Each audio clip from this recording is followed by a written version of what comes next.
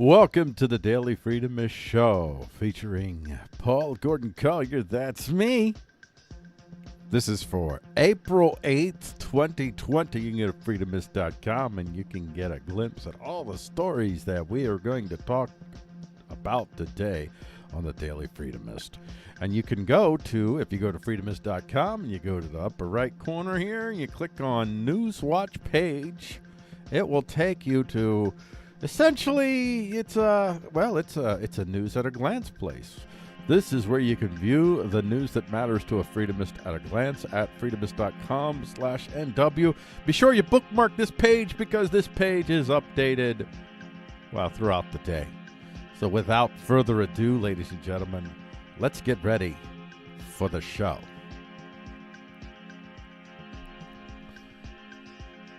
Just gonna click here, and where are we at here? Where are we at? There we go. All right, here's our first story of the day that we're going to get to. This is a story, I'll get to it here. Chauvin trial a distraction. This is an opinion piece written by our editor of the Freedomist, Bill Collier. That's not myself, that's my identical twin. And he writes here, the Chauvin trial distraction, using the Chauvin trial to distract from the need for real reform.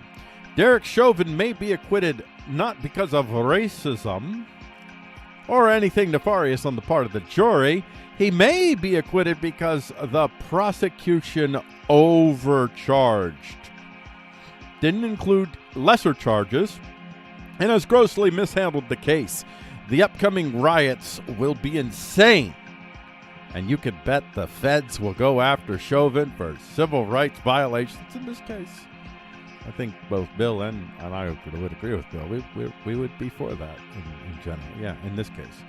He may not be guilty under the law, under the law that they're prosecuting him for, and he may have followed the procedures he was trained to do. But whoever sees the video is outraged. And the demand for a change should be very vocal. Focusing on Chauvin being guilty or not is distraction. The real issue is that the law and police training doesn't protect people from literally being choked out. If you have a procedure that in any way, shape, or form suggests that it's okay to put your knee on someone's neck, I don't know, for a prolonged period of time. This shows how insane the system is, and those who merely focus on paybacks for Chauvin are falling for a scapegoat distraction. The entire system needs a rewrite to clearly define and train police in a manner that doesn't turn every cop into a Rambo wannabe. The use of force among U.S. police, as opposed to police around the world, exposes the terrible training in the state of law, which endangers everyone, especially people in minority groups. Chauvin should have been charged with criminal negligence, not murder. The bar for criminal negligence isn't near as high as for murder, and even if a jury is disgusted by Chauvin's conduct, as all certainly God-fearing human beings, we Christians, we're disgusted by that video, and nothing will change our minds. They can't convict him of murder if they can't prove intent. And this case was set up to fail so that the masses could be riled, division could be stoked, but the need for real reform could be obscured by the focus on Chauvin. They will make this about their boogeymen, which is racism and bigotry and hate. Meanwhile, they're filled with hate, and they lead these poor people, we poors. They lead us poors to battle the demons of their choice in an effort to assure that the needs of the plea of the needy is not met. This is Isaiah 32:7, which I should put that should be. I'm going to eventually have these little verses. That are verse numbers that I'm going to have in various places to show. And this is certainly one of them that is one of the cornerstones of what's going on. You should memorize this verse. As for the scoundrel, his devices are evil. He plans wicked schemes to ruin the poor with lying words, even when the plea of the needy is right, and that's exactly what they're going to do. They're going to turn it into their boogeymen so that more poor people will clamor to have the state have more control over their lives, even though it was the fact that the state already has too much control of our lives that created the Chauvin mess in the first place. All right, that's that. And we're going to get to the next story here. Get this queued up here. Get her queued up. Get her queued up. Biden to put anti-gun activist in charge of ATF. That's a really good move. So that's what they're going to plan on doing. Biden can only do so much with his executive action, and he knows that, whatever you want to call it. So he's going to use the DOJ, in essence, to do his dirty bidding. So what they'll do is they'll find any regulatory loophole they can. But I'm afraid that it's not going to work. It's not going to work. I mean, they may get a little cherry pick here and there, but it's not going to make anywhere close to a dent on the hundreds of millions of guns in the possessions of human beings that have no desire to wait for anyone to show up to knock on the door and say, "Hey, we'd like to take you for a ride to another new place. We're going to relocate you." Yeah, that's not going to happen. Tired of waiting for Republicans to do the right thing, Biden announced executive action to expand gun control. This is from Politics USA, which is one of the worst leftist sites that you could possibly read. And there's some bad rightist sites as well. But this is certainly one of the worst on the left. They use incendiary language constantly. Talk about stochastic or whatever it's called, terrorism. I would say these folks are well within that camp. When Joe Biden was running for president, he promised to use executive action to help with the gun problem in America. There you go. There's a presumption there. There's no gun problem. Now, there is a mental health problem in America. And there is a problem in America where human beings are increasingly finding it difficult to envision a future that includes them in it, and they're turning to violence because that's what happens when you lose all hope. So that's the real problem, but never mind that. Well, he was initially focused on vaccination and the economy. He got around to the issue on Wednesday night. Following 2 March mass shootings. Biden said, well, I don't care what he said. Biden prepares to take on gun violence in wake of back-to-back shooting. No, it's just violence. It's irrelevant whether it was a gun involved or not. And that's the violence that's being produced by the way that corporations, that governments are treating human beings on a large scale. And it's producing violence, acts of violence by people on all sides of the political and religious spectrum as well. All races and creeds and national. It's proving that we are all equal, that we are all one. Because truly, what we are seeing is pretty good, a good representation of the Great American Melting Pot. Except in this case, the Great American Melting Pot is losing its freaking mind, which I can kind of understand. Executive actions. Biden turns to limited moves on gun control with Congress at a standstill. And this is the big story right here. This is the big focus. Biden to nominate former special agent gun control advocate David Chapman as ATF director. Biden to nominate. I mean, I'm sorry. Listen, Republicans, such as you are, if you don't have a backbone to stand up and make sure that we don't have a gun control activist, which is a gun confiscationist. This is a totalitarianist. If you're for gun confiscation, you're a totalitarianist. That's fundamentally anti-American. That is a Bill of Rights. That is an anti-Bill of Rights person, openly anti-Bill of Rights, and you want to make them part of your administration. And the Republicans, if you don't stand up to that, I mean, what good are you? You've already proven not to be good. This is why we at the Freedomists don't align ourselves with political parties. We align ourselves with the Bill of Rights, and that's about it. There's no political party that's fundamentally a champion of the Bill of Rights. Let's get on to our next story. Yes, this is a good one. I mean, it's good because of how DeSantis is. And now here's the situation. Well, we'll get to it. How about we just get to the story? How about that? because that's what you guys pay me for. You pay me big bucks for this. DeSantis seeks to codify anti-critical race theory into Florida public schools. And this is from our Editor's Choice Report. And this is the top story from our Editor's Choice Report. We have here, Governor Ron DeSantis' new curriculum initiative will promote teaching civics, disavow critical race theory. And let's go to this story. It's worth a little visit. Governor Ron DeSantis' new curriculum initiative will promote teaching civics, disavow... Well, I read the headline. Didn't read that twice. Well, I did. No room in the classroom for CRT. Yeah, there literally is not, because it's unconstitutional. It's fundamentally unconstitutional to have a public school teach a religion, which is essentially what CRT is. It's the religion of race and gender and sexual preference, in which you condemn whole groups of human beings for not belonging to the state-approved hierarchy, preferred hierarchy of race and gender and sexual preference.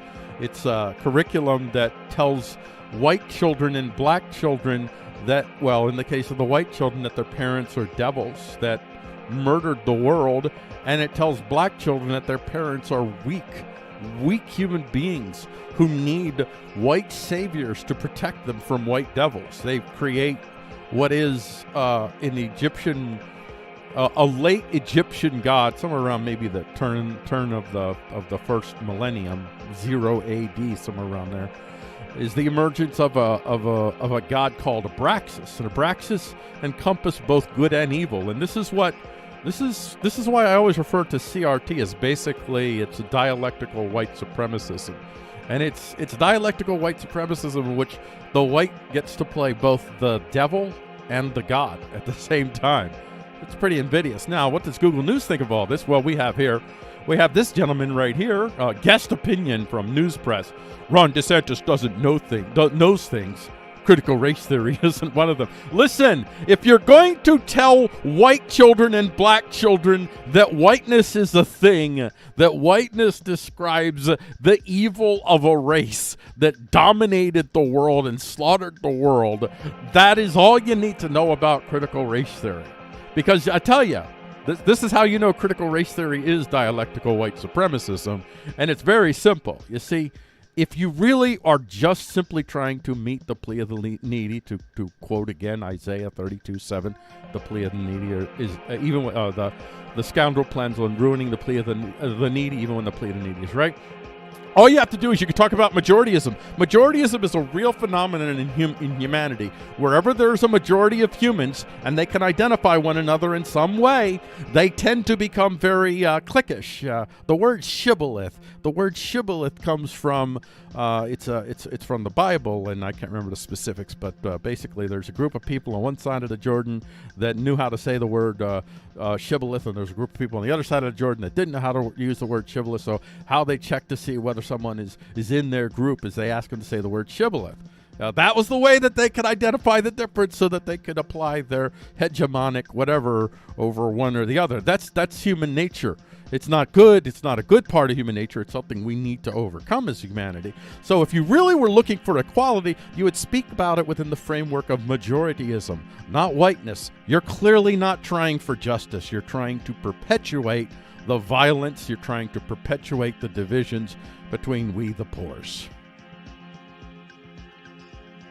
Well, I didn't get to the other headlines on that one, and that's okay. Generally speaking, I want these, when I'm recording these little videos, I want them to be 3 to 4 minutes, a little bit over 4 minutes at times, but never 5. If they go to 5 minutes, then I've failed as a human being, and I should probably defenestrate myself. But I won't. Instead, I'm going to get to the next topic, because that's what we do here on the Daily Freedomist. By the way, just a reminder, make sure you go to freedomist.com/NW, and I'll just say that. Go to freedomist.com/NW if you want a list of all of the links and everything that we collate. I go through 1,000 to 1,500 links a day, and I collate and I put into little categories. I create topics of the day. I do a lot of work to filter this out and present something that, at a glance, the Freedomist can go through and get a good sense of what's going on in the world, including hopeful stuff. There's a lot of hopeful stuff, too. It's not all doom and gloom. Let's get to our next story. Wyoming makes itself Corpo-Nationalist target after passing voter ID law. That's right. I have no doubt the corporate nationalists are going to come for Wyoming soon enough. And I've talked about corporate nationalism multiple times.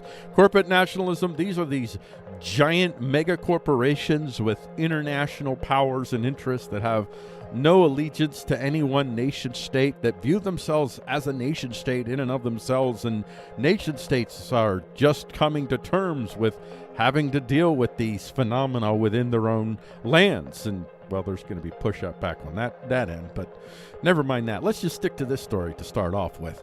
So this is from Fox News. The token resistance site right there. Token resistance, not really, but token resistance.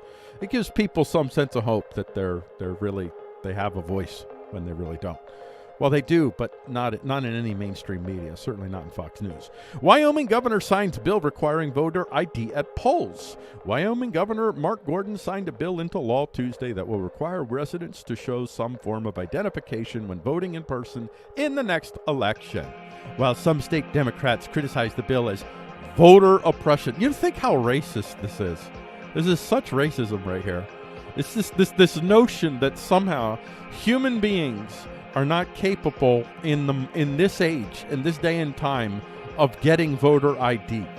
This is really what it is. You fetishize the black person, and at the same time that you fetishize them, you demoralize them, because you continue to use this language that at some deep level people are understanding what you're really saying is we don't believe black people can do it.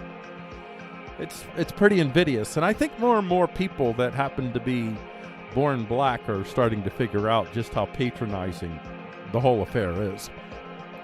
Indiana Attorney General launches important investigation into big tech alleges censoring content. These are, by the way, this is a top story report. I didn't say it at the beginning, but that's what we're doing here. And these are just some of the headlines here. This one is from Louder with Crowder. Louder with Crowder is just maybe tiny bit less shrill than Politics USA on the left, but yeah. But in this case, the headline's fine there, Stephen. That's a fine title headline. You're fine today. Activist teachers fiercely oppose my bill to keep critical race theory out of schools. This is from, why don't you tell me who you're from? Why do you got to do that? I think this is Legal, I was right, Legal Insurrection. Legal Insurrection is what this is from. And this bears looking at a little bit here. Activist teachers fiercely opposed my bill to keep critical race theory out of schools. And there's so much of whatever you want to call critical race theory. I wouldn't throw it all out. There's about 40% of it for me that actually makes sense.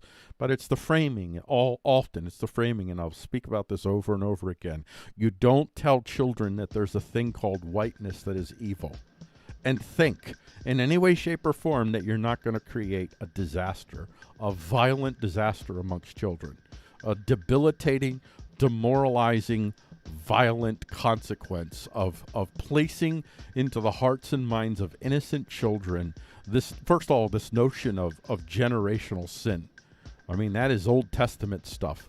And, that's the Old Covenant. The Old Covenant is dead. Unless you don't believe in Christ, in which if you don't believe in Christ, your only hope for salvation is to follow the letter of the law. But if you believe in Christ, you follow the spirit of the law. And the spirit of the law does not condemn you. Well, even in the Old Testament, there was a time, I forget where it is, where God specifically says, no longer will people suffer from this son shall not suffer the sins of his father, or whatever. So even under the Old Covenant, that ended. So this is Bronze Ageism, old ancient Bronze Ageism, and we will perpetuate the violence amongst the factions by continuing to condemn people to sin for just being born into a certain segment of society. I think I'll end it there. Oh, yeah. We're still doing Myanmar, folks. As you can see, that's our next story. Still got to follow Myanmar. I'll tell you why. Myanmar citizens fight back with hunting rifles. And now this is a topic report. And we're going to lead off with the top focus here. 11 killed as Myanmar protesters fight troops with hunting rifles and firebombs. That's right. What's going on in Myanmar? People are they're exerting their Second Amendment rights. You know, I say Second Amendment because we call it Second Amendment, but really, that gun rights, that belongs to the world. Every human being on the face of the planet has a right to bear arms, innately given to them by their Creator. The Creator gave us the capacity to defend ourselves, and no government has a right to deny that to anyone on the planet, as Myanmar most assuredly has been doing. And now, hopefully, the Myanmar citizens, after they finally overthrow these shackles, will create something that will at least allow people to have arms in the future, because they're going to say they need it. Anti-coup demonstrators in Myanmar fought back with hunting rifles and firebombs against a crackdown by security forces in a town in the northwest, but at least 11 of the protesters were killed. Other headlines for Myanmar. We have Myanmar's envoy to UK says he was locked out of embassy, so the UK is, we have to, it's, we're a nation state, and the junta is really, they got the guns. They got most of the power in this region, this geographical plane called Myanmar that is being controlled by these, literally these warlords. So we're going to recognize the warlords, because that's what we do as nation states. We got to, so we're locking you out. Here you have, Britain says, forced to accede as Myanmar junta sacks London envoy. Myanmar's ex-UK envoy says military attaché has occupied embassy. Celebrity model arrested amid coup crackdown. That's from BBC. Both of these last stories from BBC. This other one, Britain says forced to accede, is from MDTV. Myanmar really bears watching at a very real level, because what you have is a small group of powerful elites that are seeking to control a country where significant portions of the country, at least half, are don't recognize the authority. The authority has no legitimacy according to them. And now we're going to find out to a degree to which technology is going to enable these human beings to fight back. You're already seeing things, and I covered it in past stories, how they're taking to the FM airways. You lock them out of the digital, so they're putting up their FM transmitters, their shortwave transmitters, and they're finding ways to continue to communicate. And I have little doubt that you will soon see maybe some drone attacks begin to happen, where I hope the Myanmar folks can kind of figure that out, how you have 3D printing. These people, there's a lot of smart people in Myanmar. I don't know how you pronounce Myanmar. I apologize. I'll learn it eventually. But you have these smart people, scientists, engineers. They know how to run 3D printers. They know how to design. They can print their drones and send them into the enemy camp. It's going to happen. You're going to see more hacking disruptions, and it's not going to be good. And what you might learn, hopefully, I'm hoping what you might learn from Myanmar is, if you do not have the will of the significant portion, and I mean 90+% maybe, of the people in your land, and the other people have come to the point where they feel like existentially they have no future, you can't hold that land. Technology has shifted. The balance of power shifted about in the 90s, I would say. Somewhere around there, the balance of power technologically shifted from the offensive to the defensive. And when that happens, large-scale systems die.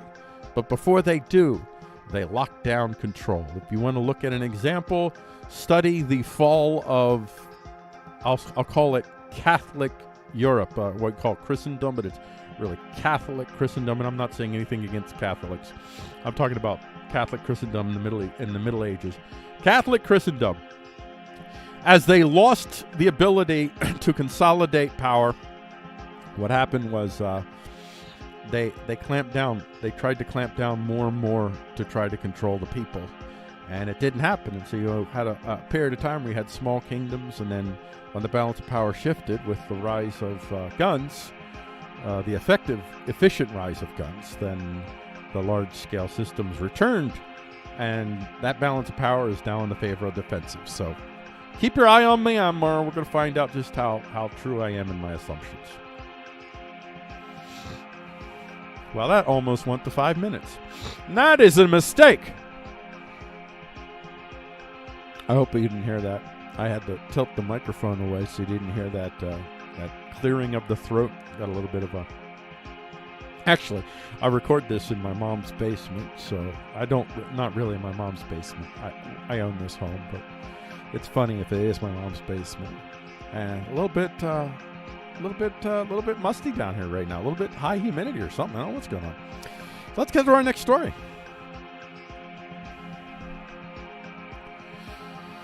Is the Biden infrastructure bill about social structural control? This is a topic report. And this is the first story here. The top story that we're going to talk about here is everything is infrastructure to a party that seeks to dominate your life. And this is from the Federalist.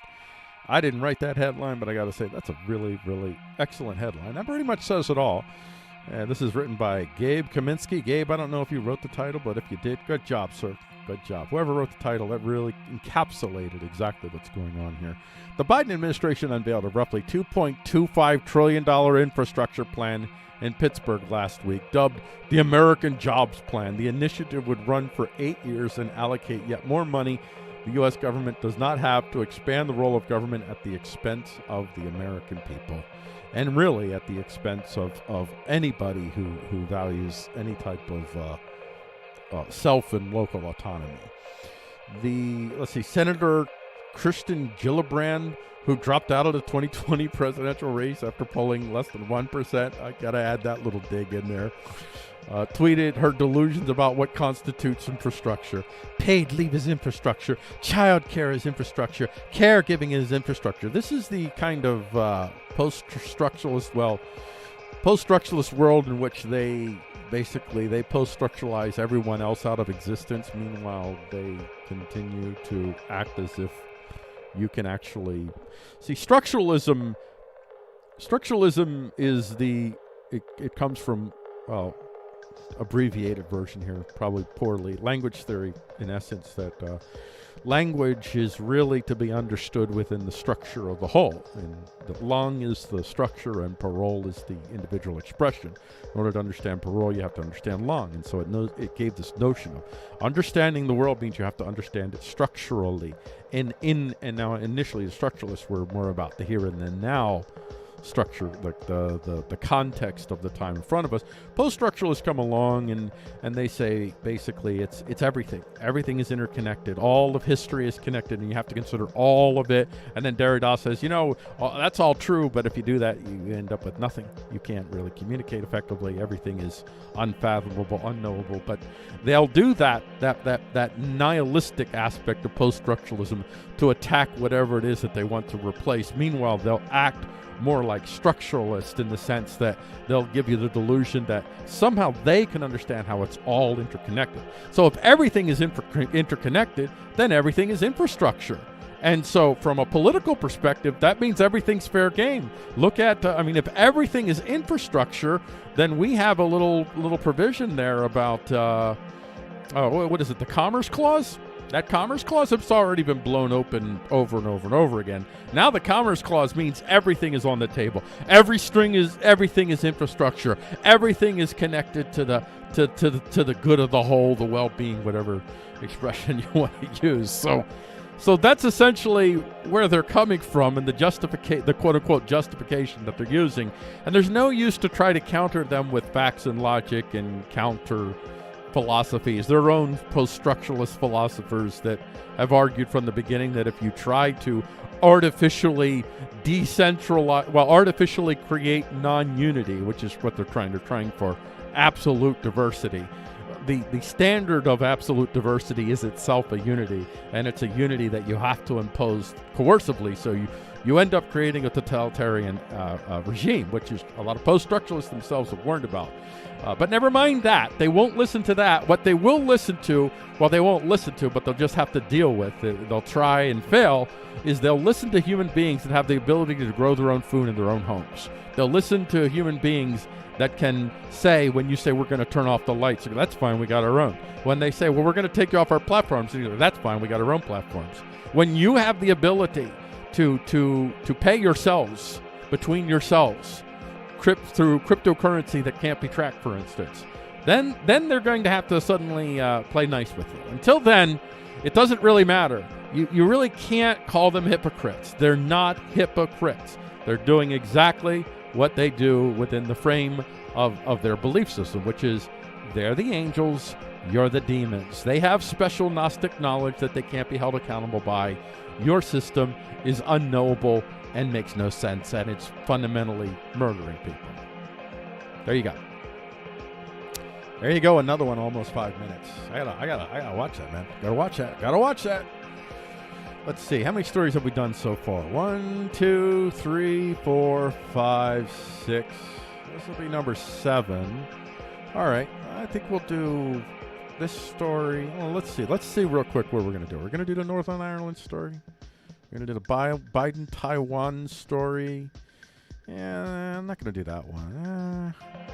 Manchin stands firm. Yeah, I want to make sure I get this one in. I'm going to do this one next. And I'm going to do this one next just because I want to make sure. I want to make sure that I get this one covered. Let's see. Yeah. Get you lined up. Because I want to make sure I get this story in.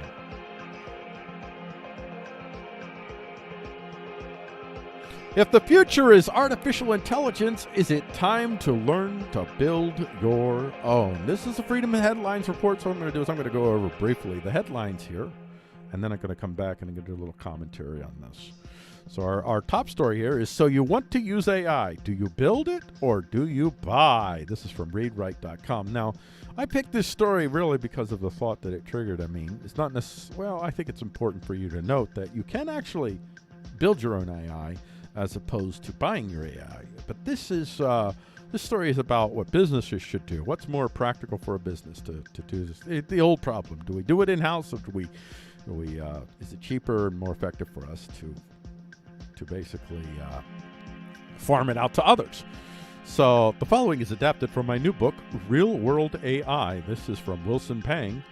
You found a way that AI can help your business. Maybe you want to automate the way help tickets are categorized, or improve search results, or increase whatever. And you want to use AI. Do you build or do you buy? Whatever you want to do, you face one big decision. Do you build the AI model yourself in-house, or do you purchase components from third-party vendors and integrate them into your business? Now, I am going to go back. I'm going to come back to that, but I want to read these other headlines because these are hopeful headlines here. This is what Freedom Headlines is about. It's about the technology and science, really, that's emerging. Well, in general, that's what it is. That enables us to actually, fight back without threatening death. And we, as Christian freedomists, we belong to a faith that says that we don't govern people through death. We govern through love. We govern through how we love one another. We can definitely show how we love one another if we could share these technologies and grow, have farms together and things like that. So a new type of battery that can charge 10 times faster than a lithium-ion battery that is safer in terms of potential fire hazards and has a lower environmental impact using polymer based on the, based on the nickel-salin complex. And this is, where's your link, man? There we go. Here's the link. Here we go. So, it is difficult to imagine our daily life without... Okay, whatever. According to the leader of the team researchers at St. Petersburg University, Oleg Levin, the chemists have been exploring redox active nitroxyl-containing polymers as materials for electrochemical energy storage. Okay, there you go. And then we have next-generation sutures can deliver drugs, prevent infections, and monitor wounds. And by the way, we have 3D printers that will be able to... We have 3D printers that print medicines. We have 3D printers that can deal with these things. CPU algorithms trains deep neural nets up to 15 times faster than top GPU trainers. Now, I'll get back to why I picked this story. This is what I want you to think about. I want you to think about this. There's going to come a time where really the divide between the haves and the have-nots is going to be your intellectual power. And a significant proportion of your intellectual power is going to be the augmentation that comes through artificial intelligence, deep learning, quantum computing. And what we could do is passively sit by and cheer on the Corpo-Nationalist while they develop all of these wonderful tools, in which case what we'll end up with is a bunch of technology behind intellectual property firewalls. They will artificially hype up or artificially spike the cost of the highest level of possible AI deep learning that they possibly can, to keep it out of the hands of the many, so that the few can monopolize on it and have this significant power advantage over others. And what the rest of us will get is a cheap down, stripped down version of AI deep learning that we'll be able to use for our minimum tasks. And we won't own the product. We won't be able to customize the product. We will have a pay for service in which we will be perpetually dependent on a large scale system controlled by a small number of human beings. This is how they intend on preventing technology from doing what it is capable of doing, which is creating small-scale power that can compete with large-scale power. And when that happens, empires dissolve. So if you're not working on open source AI, I mean, assuming you have that ability, you need to. We need freedomists. We need, especially Christians, Christian freedomists. We need freedomists that are working on open source AI, open source deep learning, and all that, and sharing it with the world so that we small-scale folks can compete against these large-scale nationalists.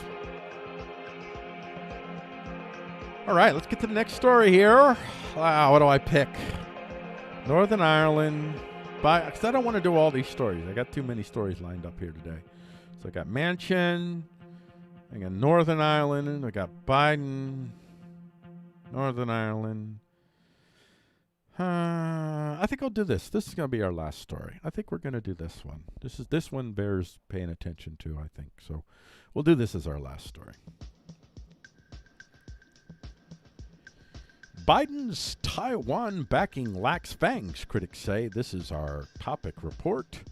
And our top link that we're picking for this is from the New York Times. Biden backs Taiwan, but some call for a clearer warning to China.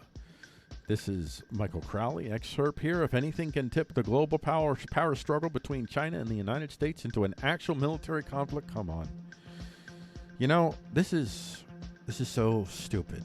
This isn't going to happen. This isn't going to happen until one or the other side figures out how to negate their nuclear weapons.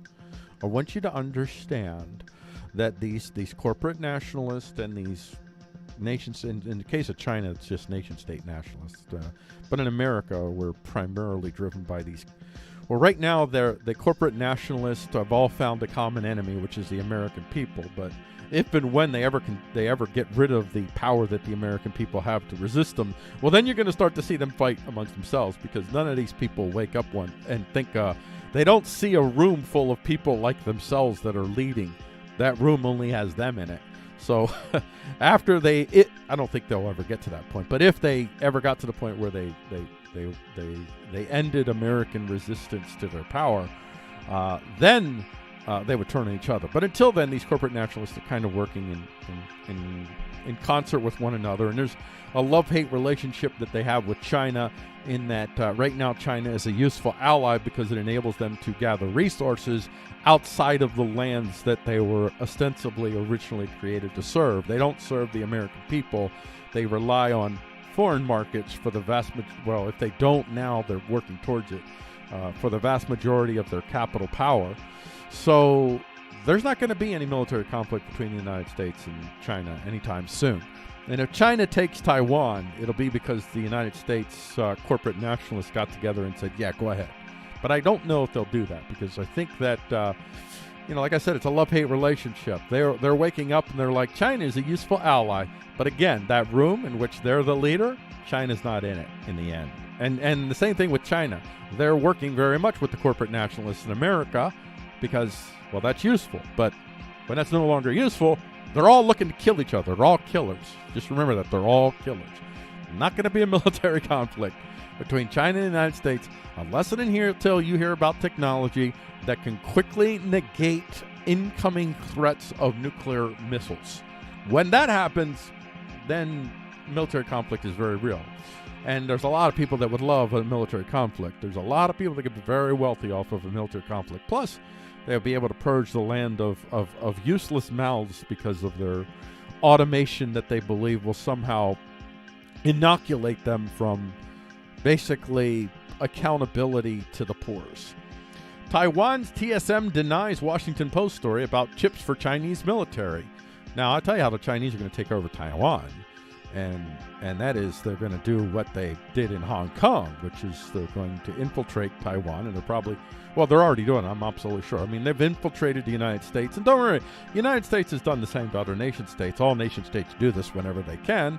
They infiltrate and they try to affect the society and the culture from within, and that's what they'll try to do, affect the society from the culture from within to create some sort of pro-Chinese vibe, pro-Chinese nationalism to get the Taiwanese themselves to choose China. That's much more likely what will happen in Taiwan. Again, unless there's a technology that emerges that neutralizes nuclear weapons. Taiwan reports 15 Chinese aircraft in defense zone. That's from Reuters. And then finally, China might not wait to force the Taiwan issue from Bloomberg. Oh, and this is all the Thucydides trap. The Thucydides trap. Listen, the Thucydides trap doesn't work when everybody has nuclear weapons. Stop it. Just stop it.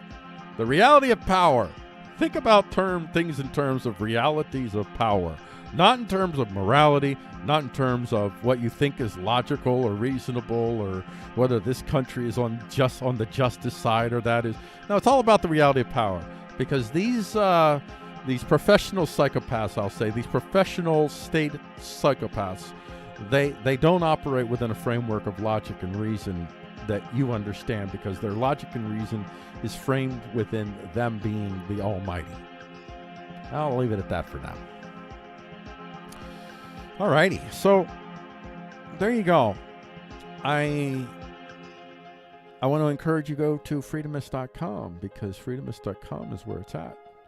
And you become a Freedomist friend for $10 a month. Support the Freedomist in its effort to bring to you news intelligence in measured ways, not favored by the algorithms of hate and fear that currently dominate our landscape.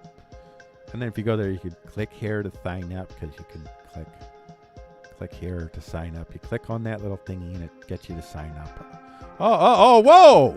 We got a little break there. I got to go fix that. I got something to do after the show is over. Anyway, go to Freedomist.com and be sure to also hit the NewsWatch page right up here on the corner there.